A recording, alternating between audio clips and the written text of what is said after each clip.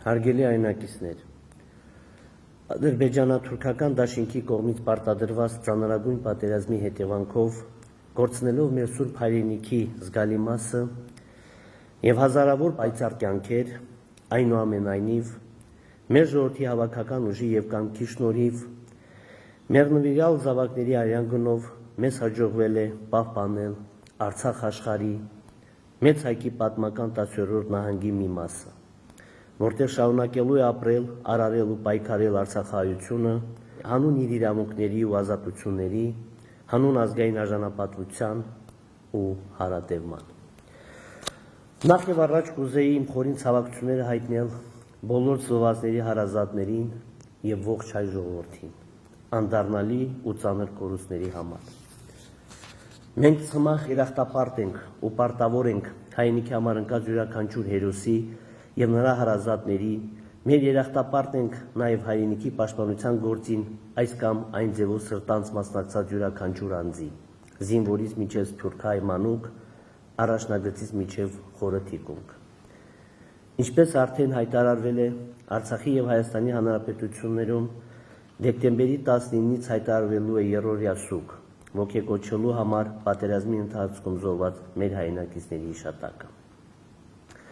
Պետք է արձանագրել, որ չնայած առկա ծանր մարտահրավերներին, Արցախի Հանրապետության անկախությունն ու սահմանադրությունը գործում են նույնությամբ, դեռ ավելին, մեզ պարտավորեցնում են առավել վճռականորեն շարունակել իրենց պատմական, արժեքային ու իրավաքաղաքական հիմքի արցախյան շարժման պայքարն ու ոգին։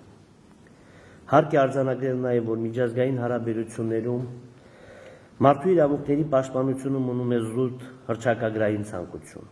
որի ապահովման ուղղությամբ միջազգային հանրությունը հիմնականում չի կատարել իր ստանձնած պարտավորությունները, աչք փակելով հայության հանդեպ կատարած մարդկության դեմ հանցագործության աղաղակող փաստերի առջև։ Այս դժվարագույն իրավիճակում մենք պարտավոր ենք ուղիղ նայել իրականության աչքերին, արձանագրել առկա խնդիրները, դնել հստակ նպատակներն ու քրտնաջան, հետևողական, խելացի ու համատեղ աշխատանքով հասնել այդ նպատակներին։ Թե ինչ ունենք եւ ինչ պետք է անենք, հակիրճ ներկայացնեմ ըստ ոլորտների։ Անվտանգություն։ Անշուշտ մեր քաղաքացիների անվտանգության ապահովումը պետության գլխավոր առաջնահերթությունն է, քանի որ առանց անվտանգ միջավայրի հնարավոր չէ մնացած ոլորտներում հաջողություններ ու զարգացումներ արձանագրել։ Այդ համատեքստում լիովին հասկանալի է, որ նաև հետպատերազմյան ժամանակաշրջանում քաղաքացիներին ու իշխանություններին ամենաշատ հուզող հարցերը վերաբերում են անվտանգությանն ու առնչվող անորոշություններին։ Մի կողմից ունենք պատերազմի հետևանքով շուրջ 2.5 անգամ երկարած շփման գիծ ադրբեջանական կողմի հետ, կոնկրետ հատվածներում անմիջական մոտեցում մեր որոշ բնակավայրերի եւ խիստ սահմանափակված Մայր Հայաստանի հետ հաղորդակցության միջոցներ։ Մյուս կողմից ունենք սուղ մարդկային ու տեխնիկական միջոցներ եւ սահմանափակ ժամանակ նոր առաջնագիծն ամրացնելու համար, իսկ երրորդ կողմից ունենք ողջ հայ ժողովրդի ու Հայաստանի Հանրապետության շարունակական աջակցությամբ եւ Ռուսաստանի Դաշնության խաղաղապահ զորակազմի ներկայությամբ պայմանավորված անվտանգության երաշխիքներ։ Այժմ Արցախի իշխանությունները կատարում են հնարավոր ամեն ինչ մեր լիազորությունների ու կարողությունների սահմաններում առկա անվտանգային մարտահրավերների չեզոքացման ու անորոշությունների հստակեցման ուղղությամբ, որոնց մի մասը կախված է նաև ամենաբարձր մակարդակի միջազգային բանակցությունների արդյունքներից։ Այնուամենայնիվ, անկախ առկա օբյեկտիվ դժվարություններից մեկ բան ակնհայտ է մեզ համար, այն է, պաշտպանության բանակը ողջ հայության աջակցությամբ շարունակելու է իր գործառույթներն ու ջանքերը Արցախի բնակության ֆիզիկական անվտանգության ապահովման ուղղությամբ, որոնք լրացում են Ռուսաստանի Դաշնության խաղաղապահ զորակազմի երաշխիքներով։ Այնուհանդերձ, ադրբեջանական կողմը շարունակում է իր մշտական սադրիչ վարքագիծը, որի ցնցուն օրինակներից են վերջին օրերին նրանց գործողությունները Խծաբերդի ու Բերդաձորի հատվածներում։ Պաշտպանության բանակի զինծառայողների եւ ռուս խաղաղապահների կողմից կանխվել են ադրբեջանական զինծառայողների տարբեր սանդրանքներ իսկ 3 երեկոյան նրանց դուրս է մղել Շուշիի հին Շենգյուղի մեծակայքից։ Այս օրերին Բերդաձորի ուղղությունը ոչ միայն չի տուժել, իսկ հակառակորդին թույլ չի տվել մուտք գործել որևէ բնակավայր։ Ցավոք Խծաբերդի ուղղությամբ մեր մի քանի տասնյակ զինծառայողներ գերի են ընկել ադրբեջանական կողմին եւ այժմ պաշտպանության նախարարությունը պարզում է բոլոր հանգամանքները։ Ես անձամբ հետևողական եմ լինելու, որ այս միջադեպի մեղավորները ենթարկվեն իրավապահ պատասխանատվության։ Նրանց արագ ու անվտանգ վերադարձը հայրենիք պետք է լինի բոլորիս առաջկա ջանքերի կիզակետում եւ արդեն իսկ քայլեր ձեռնարկում են այդ ուղղությամբ։ Հաշվի առնելով Ռուսաստանի Դաշնության ստանձնած խաղաղապահ մանդատն Արցախում, ակնհայտ է, որ նոյեմբերի 9-ի եռակողմ հայտարարության դրույթների ու ձևավորված շփման գծի խախտումները հստակ անհարգալից վերաբերմունք է Ռուսաստանի եւ միջնորդական ջանքերի եւ խաղաղապահ մանդատի նկատմամբ։ Ուստի Հայաստանի Հանրապետության ռազմաքաղաքական ղեկավարության հետ միասին աշխատում ենք ռուսական կողմի հետ, որպեսզի համատեղ կանխենք ադրբեջանական սանդրակները, իսկ պաշտպանության բանակը իհարկե զուգահեռաբար կատարում է իր պարտականությունները եղած հնարավորությունների սահմաններում։ Արտաքին քաղաքականություն։ Արցախի հանրապետության արտաքին քաղաքական ուղղություններն ու առաջնահերթություններն ընդհանուր առմամբ չեն փոխվել, սակայն կրել են փոփոխություններ իրենց ուժգնության առումով։ Մասնավորապես հարկ է առանձնացնել հետևյալ հիմնական ուղղություններն ու նպատակները։ Արտաքին քաղաքականության գլխավոր ուղղությունը Արցախի ժողովրդի անվտանգության ապահովումն է նաև քաղաքական գործիքակազմով։ Պետք է Արցախի ու Հայաստանի Հանրապետության արտաքին քաղաքական ամբողջ ներուժը խելացի ու հետևողական կերպով սպասարկի այդ առաջնահերթ նպատակի իրագործմանը, ապահովելով կայուն, տևական ու արժանապատիվ անվտանգ միջավայր սեփական հայրենիքում ապրելու համար։ Երկրորդ ուղղությունը Արցախի միջազգային կարգավիճակին առնչվող հարցերի հստակեցումն է, որը ենթադրում է Արցախի հանրապետության անկախության միջազգային ճանաչում, հիմնված մեր ժողովրդի ինքնորոշման իրավունքի իրացման փաստի անվերապահ ճանաչման վրա։ Եթե նախապատերազմյան ժամանակահատվածում հակամարտության կարգավորման հիմքում դրված էին 3 հիմնական սկզբունքներ՝ ուժի եւ ուժի սպառնալիքի կիրառման բացառում, ժողովրդների ինքնորոշման իրավունք եւ տարածքային ամբողջականություն, ապա այս պատերազմը պարզապես վերացրել է դրանցից երկուսը՝ ուժի սպառնալիքի բացառման ու տարածքային ամբողջականության սկզբունքների իմաստը։ Մասնավորապես աշխարհի համար քննարկումից դուրս է այն ճշմարտությունը, որ Ադրբեջանն է դիմել ուժի կիրառման, որի ընթացքում համակարգված ու դիտավորյալ կերպով կատարվել է մարդկության դեմ ուղղված եւ բազմաթիվ պատերազմական հանցագործություններ Թուրքիայի ու վարձկանների ակտիվ մասնակցությամբ։ Ընդ որում, այժմ ոչ մի տեսանելի հիմք չկա պնդելու, որ միջազգային հանրությունը ցանկություն ունի պատժելու Ադրբեջանին ուժի ապօրինի կիրառման եւ մարդկության դեմ հանցագործության համար։ Բացի դրանից, ուժի կիրառման եւ քաղաքական պայմանավորվածության հետևանքով ոչ միայն Ադրբեջանը չունի միջազգային ընկալմամբ տարածքային ամբողջականության խնդիր, այլև այդ երկիրը վերջին պատերազմում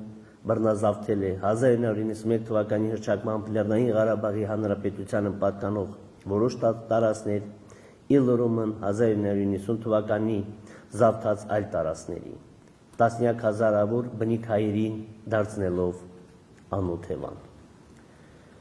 Ուստի, եթե 3 սկզբունքներից երկուսը դարձել են ժամանակավրեպ, ապա պարտադիր է անհապաղ կյանքի կոչել նաև 3-րդ սկզբունքը՝ Արցախի ժողովրդի ինքնորոշման իրավունքի իրացման փաստի ճանաչումը, որպեսզի հնարավոր լինի մտածել հակամարտության կարգավորման մասին։ Այդ առումով կարևոր է հաշվի առնել եւ Արցախի ժողովրդի կրած զրկանքներն ու տառապանքները եւ նոր ոչռագործությունների արկա գոյաբանական վտանգները, Արցախի հանրապետության միջազգային ճանաչումը դիտարկելով որպես փոխհատուցող ու կանխարգելիչ մեխանիզմ։ Բոլորի համար հասկանալի է, որ միջազգայինորեն ճանաչված կարգավիճակը նշանակալի գործնական երաշխիքներ է տալու մեր ժողովրդի անվտանգության ու իրավունքների պաշտպանության ապահովման համար։ Երրորդ ուղղությունը Արցախի հանրապետության տարածքային ամբողջականության վերականգնումն է, որը ունի եւ անվտանգային եւ հումանիտար նշանակություն մեր ժողովրդի համար։ Չորրորդ ուղղությունը մարդասիրական հարցերի կարգավորումն է, որը ներառում է թե գերիների ու անհետ կորածներին առնչվող խնդիրների լուծում, թե տեղահանված անձանց իրենց բնակավայրերի վերադարձի ապահովում, թե հոգևոր մշակութային ժառանգության պատշաճ պաշտպանություն։ Այդ համատեքստում շատ կարևոր է միջազգային մարդասիրական շարունակական աջակցության ապահովումը, որի առաջամարտիկն է դարձել օտարերկրյա պետություններից Ռուսաստանի Դաշնությունը, Արցախին ցուցաբերվող ուղիղ ու մեծածավալ աջակցությամբ։ Հույս ունեմ, որ այլ պետություններ ու միջազգային խոշոր կազմակերպություններ օրինակ կվերցնեն Ռուսաստանից, վերջապես կոտրելով Արցախի միջազգային արհեստական մեկուսացման սառույցը։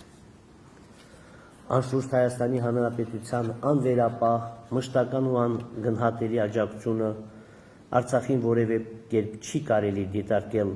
այդ տեսանկյունից, եւ խոսքը բացառապես միջազգային աջակցության մասին է։ Հինգերորդ ուղղությունը սոցիալ-տնտեսական զարգացմանը եւ օտարերկրյա ներդրումների ներգրավման միտված արտաքին քաղաքականությունն է, ինչի շնորհիվ պետք է ձգտենք միջազգային մեկուսացումը վերացնել նաեւ տնտեսական առումով։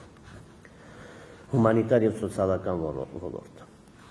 Արցախը վիրավոր է ոչ միայն մարդկային ու տարածքային կորուստների, այլ նաեւ ծագած բազմաթիվ եւ սուր մարդասիրական հիմնախնդիրների պատճառով, անհետ կորածներից ու գերիներից մինչև կացարաններ ու ավերված շինություններ, սոցիալական ապահովությունից մինչև հոգեբանական տրավմաներ։ Ուստի լուրումը նախապատերազմյան ժամանակահատվածում առկա մարտահրավերների ու կարիքների այժմ ձևավորվել են հսկայական ծավալի նոր կարիքներ, ինչը ենթադրում է պետական իշխանության ավելի արդյունավետ ու պատասխանատու աշխատանքի անհրաժեշտություն։ Մենք պետք է առաջին հերթին կարճ ժամանակահատվածում լուծենք մեր անօթևան քաղաքացիների կացարանների ու նվազագույն սոցիալական պայմանների ապահովման խնդիրները։ Դրան զուգահեռ ու հատկապես դրանցից հետո խնդիր ենք ունենալու բարենպաստ պայմաններ երաշխավորելու մեր բոլոր քաղաքացիների կյանքի որակի բարձրացման ու հանրապետության սոցիալ-տնտեսական զարգացման համար։ Այդ տեսանկյունից նախատեսում ենք մեկնարկել մի շարք ծրագրեր, մասնավորապես Հայաստանի Հանրապետության հետ համատեղ կատարել առավելագույնը բոլոր գերիներին տուն վերադարձնելու ուղղությամբ, ինչպես նաև ակտիվորեն շարունակվել զոհվածների մարմինների ու անհետ կորածների որոնողական աշխատանքները։ Կարճ ժամկետում կարգավորել անօթևան քաղաքացիների ժամանակավոր կացարանների խնդիրը, թե տարբեր շինություններում կենտրոնացված տեղավորման, թե բնակվարձի պատշաճ փոխհատուցման, թե արագ բնակարանաշինության եւ հնարավոր այլ ծրագրերի միջոցով։ 3 տարում բոլոր անօթևաներին ապահովել բնակարանային պայմաններով, մշտական բնակարանային պայմաններով։ Առաջիկա 3 տարում քաղաքացիների փոխարեն վճարել իրենց հիփոթեկային վարկերի եւ հաշվագրված տոկոսների գումարները։ Զգալի աջակցություն ցուցաբերել ֆիզիկական ու իրավաբանական անձանց վարկերի սպասարկման մասով։ Այստեղ մենք արդեն սկսել ենք բանակցություններ բանկային համակարգի եւ աջակցությունը լինելու է շոշափելի։ Էականորեն մեծացնել շինանյութերի հատկացման ծրագիրը գյուղերի բնակֆոնդի պայմանների բարելավման նպատակով, ոչ բնակության նկատի ունենք։ Մեկնարկել է նաև անօթևան քաղաքացիների բնակվարձի փոխհատուցման ծրագիրը։ Հայաստանի Հանրապետության հետ համատեղ մեկնարկել եւ շարունակվում է ոչ զինապարտ արցախցիներին ցուցաբերվող միանվագ ֆինանսական աջակցության ծրագիրը։ Հայաստանի Հանրապետության հետ համատեղ արդեն գործում է նաև անօթևան մնացած քաղաքացիներին 300,000 կամ 250,000 դրամ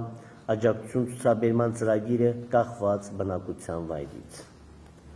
Առնվազն 6 ամիս շարունակ գործազուրկ քաղաքացիներին Արցախի բոլոր քաղաքացիների նկատի ունենք հատկացնել ամսական 68,000 դրամ սոցիալական աջակցություն։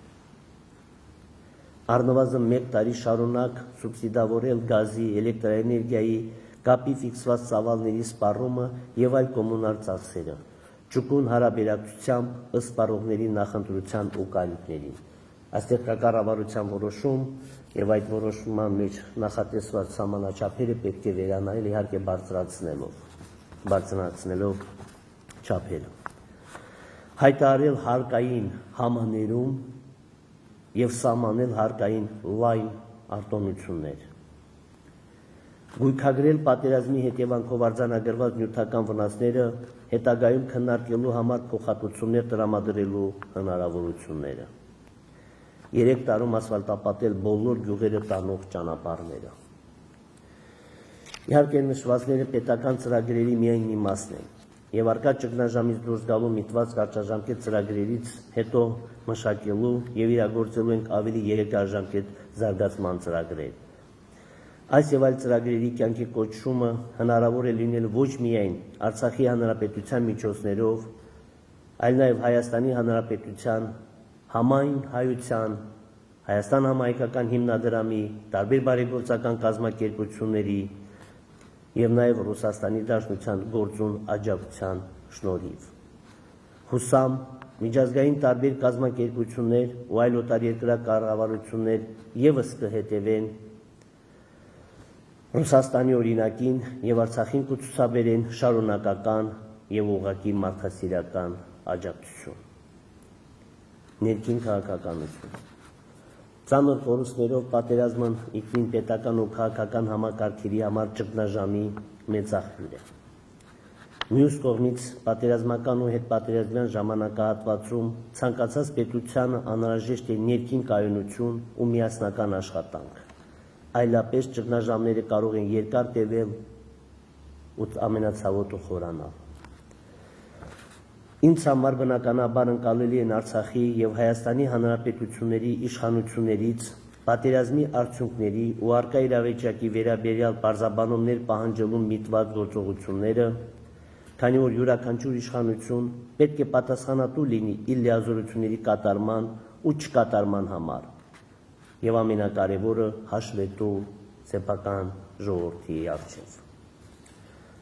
Այո, Արցախի սահմանադրությամբ ինձ վերապահված լիազորությունների շրջանակներում պատասխանատվություն եմ կրում այս իրավիճակի համար։